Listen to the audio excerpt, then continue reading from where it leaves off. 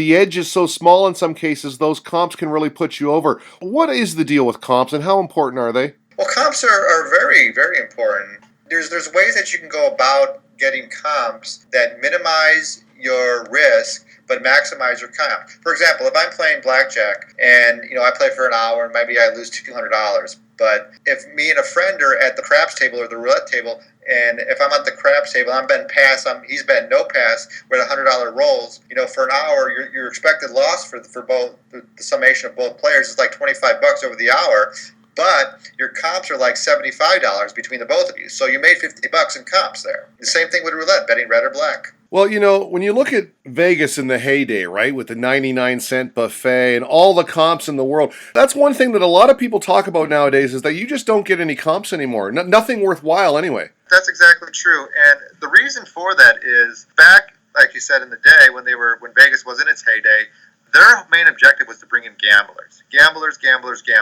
And that drove the revenue. Players. Now, with the shift from a gaming revenue source of income to a non-gaming revenue source, where you see like clubs and where you see concerts and where you see shopping malls, a lot of that is what they call non-gaming revenue.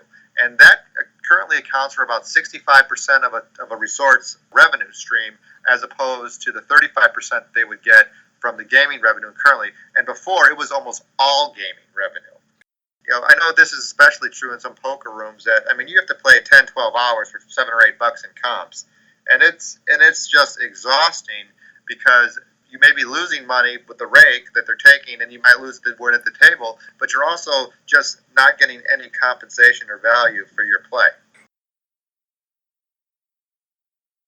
You think that casinos would compete, between players, but they really don't. Once one casino does it, what's some absurd tactic like charging for parking, like MGM is doing. Tropicana is doing it now. Caesars is probably going to be charging for alcoholic beverages at the bars. I know MGM charges for alcoholic beverages at the bar. There's there's something just plain wrong about that, isn't there? I agree 100%. There is no value there.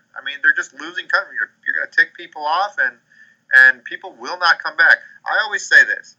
If you win at a casino, players will come back and they will tell their friends. But if you lose at a casino time and time again, players will not come back. And again, they're going to tell their friends. Right. So it seems to the point of that you have to compensate the players in some way, but these companies are so poorly managed. They're probably the worst managed companies in any industry. You've got two management firms at the MGM, one running the company and the other trying to keep them out of bankruptcy. Caesars Entertainment had a debt to equity ratio late last year of 400 to 1. But the way they can get away with this is, any other company would be insolvent by then, but their cash flow is so high and they keep spending and buying things and expanding. And there's a great line in the book, Beat the Dealer by Donald Trump, who recently won the United States presidential election, that says, if you owe the banks a little bit of money, the bank owns you. But if you owe the bank a whole lot of money, then you own the bank. So what these companies are doing, specifically Caesars, is they're continuing to take on debt, so much so that they can dictate the terms of how they pay it back.